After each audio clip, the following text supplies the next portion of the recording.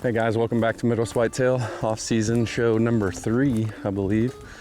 We are in the midst of right in the core of shed season, off-season project time, and kicking off turkey season. Josh and Chad are headed to Florida to kick it off for us on the Chase and Red side. Go down there, chase some Osceolas. They're actually headed down there today.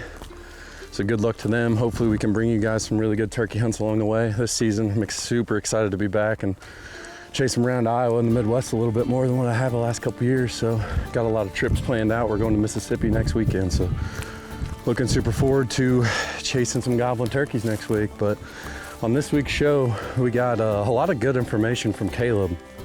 Justin and I have been super busy on the TSI side with a couple farms we've been managing, and Caleb's doing the same. And he's actually working with a couple different programs with the landowners. So that's a side that Justin and I don't really get into as much. So Caleb's got some good information on that. And we did find one big surprise that Justin and I were looking for shed hunting last weekend. So we'll bring you guys that and some good stuff coming from Kaleb on the TSI side here.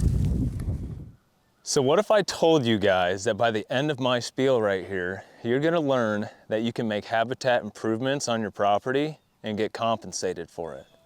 You know, this goes back about a year ago. I was diving down a rabbit hole on YouTube. I was watching a guy frost seed switch, and towards the end of that video, he said that this was under a CSP program. And that CSP, it was programs that gave financial assistance for making wildlife improvements on your property. So that really got my head thinking, and it's led to all this information that I've gathered. Here I am trying to share it with everyone that I know. There's 3 programs in Iowa that have cost share or financial assistance for wildlife improvements. Right at the top of the list, we'll start with CSP. CSP stands for Conservation Stewardship Program. It's a multi-year deal. That's what you need to know about it. And what will happen if you say you want to go sign up for CSP over at the NRCS office, they're going to take someone from the NRCS and a forester. They're going to go walk your property, and they're going to make a plan per your property. They're going to look for soil health issues, for timber health issues, basically lay out the plan for you. Now, the second program is called EQIP. It stands for Environmental Quality Incentives Program. EQIP is the one that I use the most. And under CSP and EQIP, there is stuff for TSI, for timber burns, burning grass, for putting natives in there, for putting a pond up, putting fence in. I mean, you name it, there is almost every topic has a program under it. So the process for that is more of a year-to-year deal. It's not a multi-year deal where you're locked in like CSP. You're only locked in from year to year under EQIP. My process of what, say, I would do for work, say I go to a consult, I will instruct them to go over to the NRCS office, talk to a spokesperson or someone there, and they're gonna connect you with a forester. A forester would come out to that property with the individual from the NRCS. You guys are gonna walk the property, look at all the timber, if you are doing TSI specifically, and they're going to give you a plan to cut that timber. The third program is called REAP, Resource Enhancement and Protection Program. The best way to label REAP or to differentiate REAP from the other two, there's a faster turnaround on those programs, and you can do those the year of that you're wanting to do work. So REAP, you can get in there a lot faster. EQIP takes a year to get approved, so does CSP, but the EQIP is year-to-year contracts. And then you got CSP, which is a multi-year deal. So with all these programs, if you guys are making wildlife improvements already on your ground, you can get compensated for it. I'm not a landowner. I can only hunt permission pieces in public. And one of the ways that I use these programs outside of work, I have 2 individuals that I have signed up for TSI, timber burning, and fire breaks the next 2 years. All of those funds are going to those landowners. I'm helping them improve their property. I get to benefit off those improvements. The deer are gonna love it. And I'm also making the landowner happy. How many people can go out on permission pieces and say they're making or helping their landowner out by improving their ground, and that landowner is getting compensated? That's a win-win. That's a great way to start a positive relationship with the landowner. Under these programs, TSI burning and those fire breaks would be the main chunk. TSI is something, man, I could dive down the rabbit hole long and hard on that, but you guys need to start looking at your timbers like a food plot. 50% of the deer's diet comes from that timber. You need to have horizontal cover. You need to have herbaceous regrowth. If you go in there under these programs, you can do crop tree releases. If you release an oak tree on 4 sides, you're improving that tree's acorn potential by 7-fold. That's a lot of food, you guys. So start looking at your timbers like food plots, because you know, with this hunt that we got coming up, Drake and Justin had a beautiful example of how TSI can set up for a killer October hunt. I believe they were hunting on Skip's farm. A lot of my knowledge stems off of Skip's slide. That guy is a woodsman at heart and knows a lot when it comes to timber improvement. There's a lot of great lessons to learn with shot placement here, TSI. I hope you guys enjoy it. We'll see you back on the next one.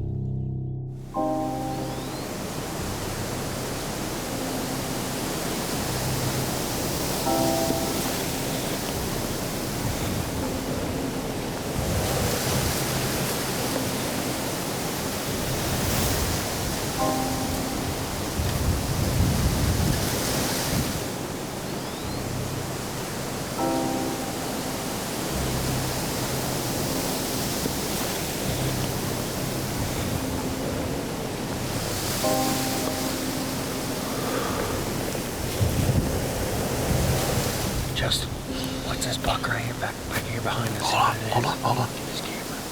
Where's he at? Oh, right there. That's it, that's him, that's the big 8. Right on her, 10 yards. I mean, she's right here.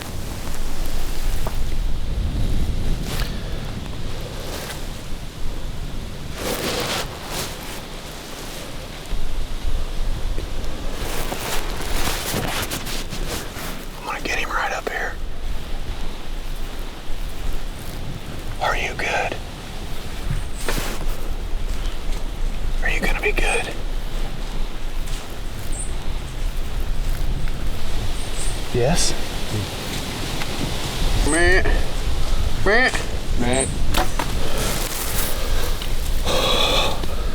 Come on, baby. Oh, he's bleeding good.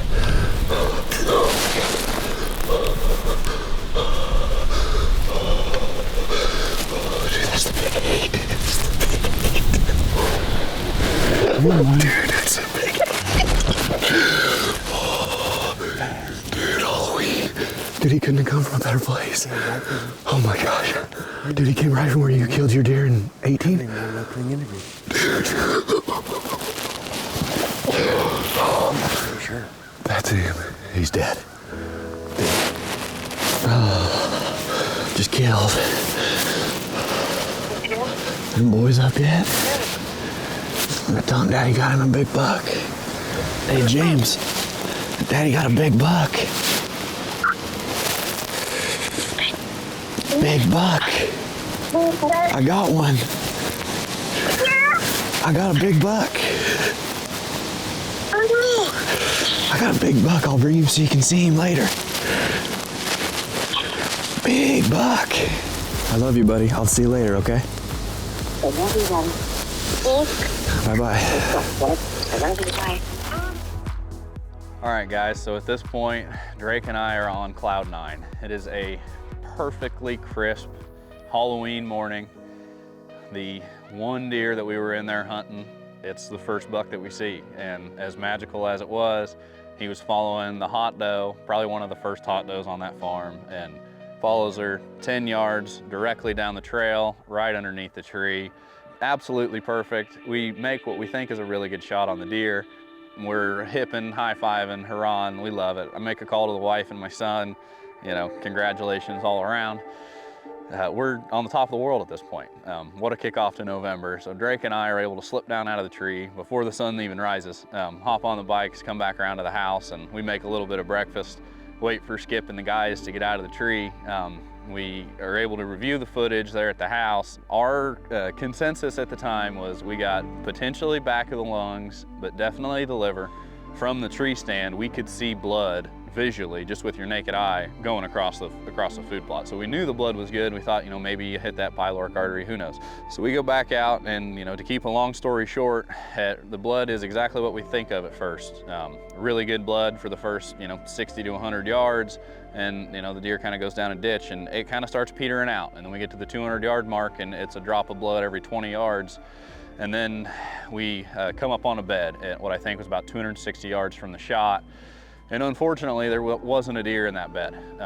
You know, and at that point, the uneasy feelings start to set in of, you know, did we bump him? Did the coyotes bump him? That's another thing that we really had to take into consideration on this farm, because the coyote numbers are insane. And at that point, we decided to back out and call a dog tracker. So the dog was able to come at 11:30 that night, which was like 17 hours after we'd actually shot the deer. So thinking that's plenty of time, the dog ends up going, I'd say 900 yards past, or 950 yards from the shot, and we find blood down in the bottom, basically right by the creek. And that's the end of the blood trail. We're down there until 2 or 3 in the morning. So unfortunately, we had to back out of there. And the plan was to head back out the next day, do just a little bit of grid searching to try to get our hands on this deer, because knowing what we know now, we didn't get lungs, we definitely got some guts, and the deer, in our theory, the deer's gonna be by water, but he's gonna be dead within that 24 to 36 hour mark. So we go back out the next day, grid search the creek, both directions. You know, I'd say we covered 1,000 yard radius from that first bed. And, you know, unfortunately, we don't uncover the deer. You know, I'm heartbroken essentially, and that's it. Drake's up to bat for, you know, the rest of the week. Fortunately, he's able to catch up with an awesome deer.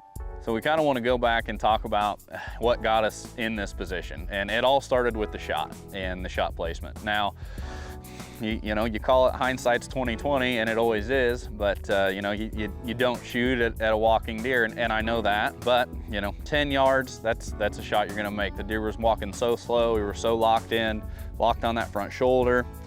I mean, everything went as well as it could have done, you know, except for the fact that the deer's front leg, his onside shoulder, which is what I was keying off of, was as far back as it could go. What that did was basically, you know, that had it already midsection of his body, and the fact that I shot behind that put the arrow straight through the guts.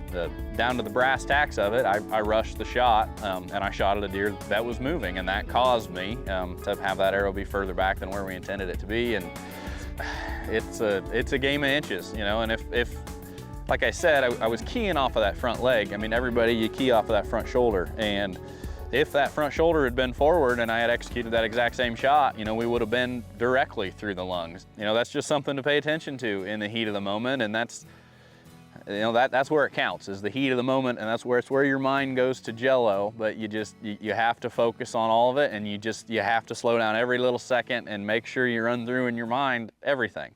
You get the highest of highs, and you absolutely you're elated when it all comes together perfect. And you know, you have the lows to go through too, and that's part of it. But what we have to do is you got to learn from this experience. And fortunately, it is the first part of November, and we're able to, Drake's got his tag in pocket and was able to follow Drake around, film him, have an amazing hunt there at the end of that week actually. And so at that point, I'm looking forward to shed season. We're gonna be able to walk this farm quite a bit to look for sheds, and in the back of my mind, I know the deer's dead somewhere, and I'm just hoping we can get a big group of guys out there and we can stumble across him in shed season.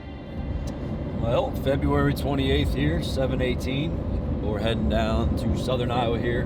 Got RJ behind the camera for his second big walk of the year. And we're gonna be joining up with Drake Lamb, Justin Karns, doing a little bit of shed hunting. So the main mission of the day is to see if we can't come across this buck that Justin put an arrow in and close that chapter, because I know Justin surely works harder than most, you know, for those opportunities, and just be cool to get his hands on it. So beautiful day, another day full of sun. Don't recommend that for shed hunting. It's about as bad as it gets, frankly. But hey, we're walking with good friends, and we'll see what we get into.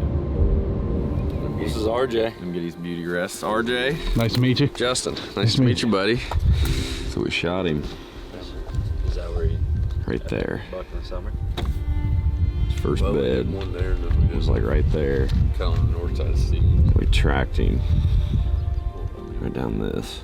We lost it down on this bottom right here. I think he hooked back around. He's right here. Right there's where Drake killed at. He's somewhere right here. I guess we'll go. Could be anywhere.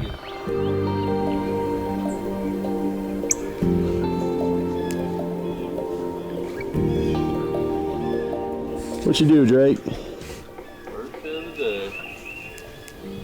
Yeah, so basically I think he's between where we're at now, somewhere on this face, down in the bottom or in one of these little cuts or something. I want to check each one of these. First bed we had was there. And you know, I'm thinking he's jade. I'm thinking he's somewhere in here. Let's put some miles on and see.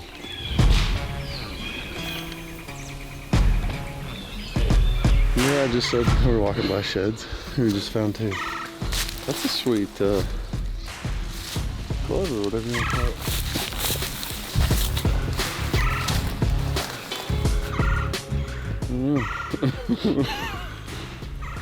Both got some of the pedicle coming off, some green junk on there. Probably same deer. Yeah. That's nice. Nice. On the board. On the board. We're down here in this open bottom here. Still looking for Justin's deer. And you can tell in this place, no wasted space. Skip does an incredible job. And Yeah, I'm not totally shocked that we've lost Josh already. I don't know, Blast. If these guys Onyx. I don't know if he downloaded his on offline map or not. I don't know, you need it. I just had SOS. I was texting you earlier.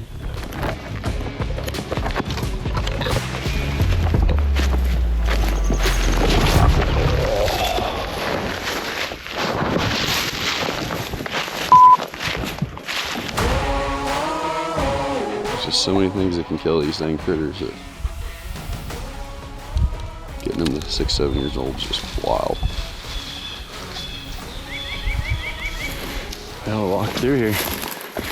Skip's got something. No kidding. Freaking nice one, dude. I thought it was a deadhead because he was upright. Yeah, it's a good one. We let this deer go all season. I got his other side on the tractor the other day. Freaking hammer, dude. His other side doesn't have the fork, but it's got all these kind of drops and blades starting. See the, yeah. Look at that. He's just got, that deer could blow up. These are the deer I like letting go. Sometimes they don't make it, but he certainly did.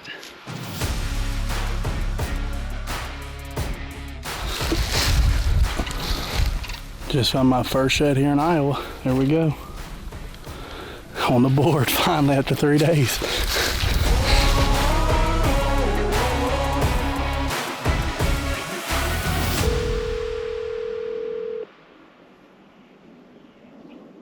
Oh, Yo, where are you at? probably north of where I left you. Okay. I am far up. I'm just been walking this creek all the way north. Yeah, dude. Yeah, dude. Well, we've been walking for the last 4 or 5 hours. And got Skip, myself, Drake, Justin, RJ. And if I'm not mistaken, came across Big 8. That belongs to our good buddy Justin. You guys had to have been right on him with the dog. That's him, dude. That's great. Wow. Dude, Yeah. we walked by him so many times. Yeah, it was just coming across this little water slough right there. Walked by him a bunch, dude. Yeah, that's right where you said it would be. I mean, we've been just tracking on Onyx all day, every one of us. Woo! It's a hammer of an 8, dude. Yeah. How many miles do you think cumulatively we've been searched for that deer? 10 or 20, I bet. I mean, today I've got 5. Oh, I mean, Yeah, 50 fine. miles, Yeah. possibly. That's some effort. Jeez. Dude, we walked by within 75 yards, multiple times. I mean, dude, there's my field. It's not, I mean, he just tucked away in all my massive multiple rows problem here. So this is where I came up over the trail. It was me, RJ, Skip, and then Drake and Justin are further to the south here. Came around this water bend. And Skip was just telling us that awesome footage of when they were tracking back in the fall and Drake's big 8 on that ground encounter right over here, like 70 yards. So it's just a game of inches in all aspects. And I think we can hear those guys whistling.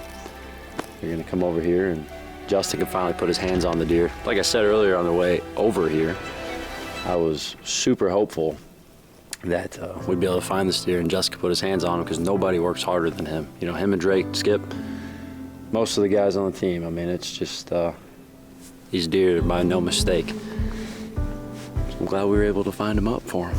Excited to see his reaction.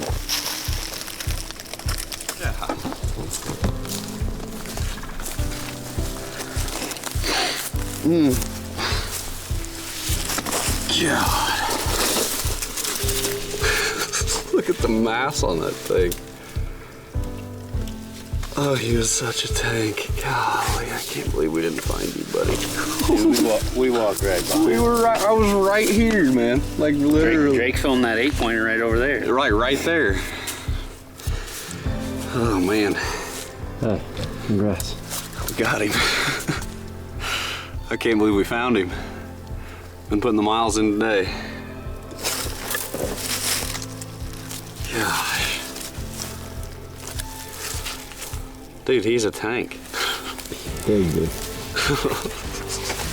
We could walk through this for days and not find him. Because in the fall, you know what this looks like, but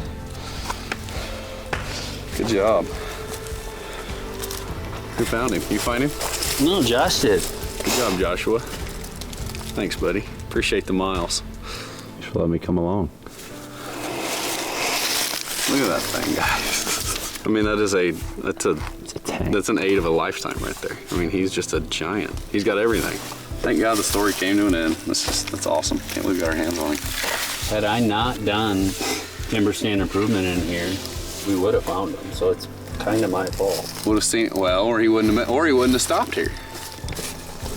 Yeah, it's a thick, nasty mess. 75 yards away. Yeah.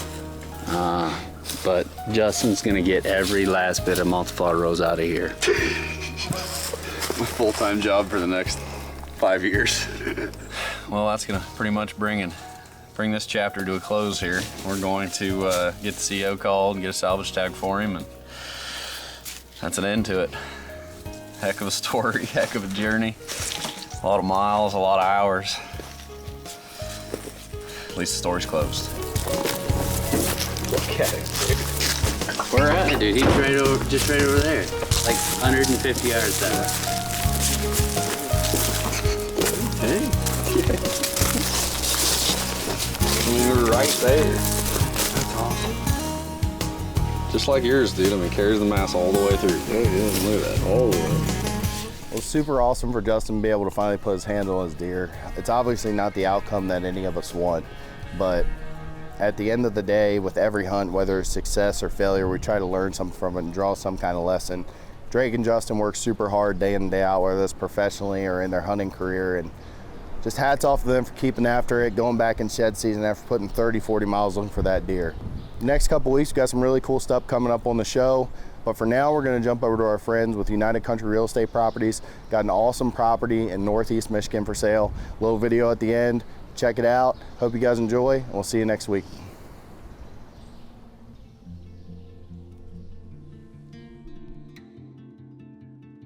Matt Farkas here with United Country Great Lakes Realty and Auction and UC Hunting Properties. Beautiful day in Northeast Michigan here. Proud to present Beaver Lake Lodge and Hunt Club. 3,000 acres in Lachine, Michigan. Beautiful 1920s hunting lodge. Sleeps, 20, 25, 30 people. Right on the shores of Beaver Lake. Got over a mile of lake frontage on Beaver Lake itself on the south end. Whitetail deer hunting is the primary focus of this property, as well as bear hunting. Grouse, woodcock, waterfowl, bobcat, I mean, you name it. The entire property, being 3,000 acres, is incredibly diverse. There's open areas, multiple food plots. It's got swamp down there. Beaver Creek runs through the entire southern part of the property all the way to the border. With all that diversity, the wildlife is truly something. Along with this diverse habitat of this property, there's an extensive road system throughout the entire 3,000 acres, and the majority of it's maintained by the gas and oil companies. So you've got good quality roads, year-round access. A standard pickup truck can get on nearly the entire property. Lots of secondary roads that you can easily get on with a side-by-side or four-wheeler. Big garage, two-story garage for the tractor and all that equipment. Certainly makes it easy getting blinds in and out, accessing it, dragging out the big bucks. Beaver Lake Lodge and Hunt Club is in Alpena County, about 30 minutes or so from Alpena itself, probably about 20 minutes from Alpena Regional Airport. They have a Delta hub there, so if you want to fly in from anywhere in the country, there's a 9,000-foot runway, so there's plenty of space there. If you prefer to come in a little bit more style, you can bring your float plane and pull right up to the lodge. So as far as location goes, Northeast Michigan's what I always call Michigan's best kept secret. You're far enough away from the hustle and bustle. It's quiet. This area has lots of large parcels in the area surrounding. The western border of this property is Turtle Lake Club, 26,000 acres, specifically managed for whitetail deer. These are some of the biggest properties in all of Michigan. We're about 4 hours from Metro Detroit probably. So there's just an awful lot up this way in the region in general. The Beaver Lake Lodge and Hunt Club has been around literally 100 years, established 1923. The historic lodge there is just incredible to see. It's been very, very well maintained. You could do wedding venues, you could do Airbnb, you could do riding stables, you could do pretty much whatever you want. This property is so big, you can have an area where the family could come and horseback riding and four-wheelers. You go out in a pontoon boat, just as a pure investment opportunity, not only money-wise, but just in your family and your friends. It's just an opportunity of a lifetime. What an incredible opportunity. Beaver Lake Lodge and Hunt Club, what more could you ask for? I'm very proud to bring to the market this property. If you'd like more information about this property, you can contact me, Matt Farkas, at United Country Great Lakes Realty and Auction, and my cell number is 248-884-8616, and I look forward to hearing from you.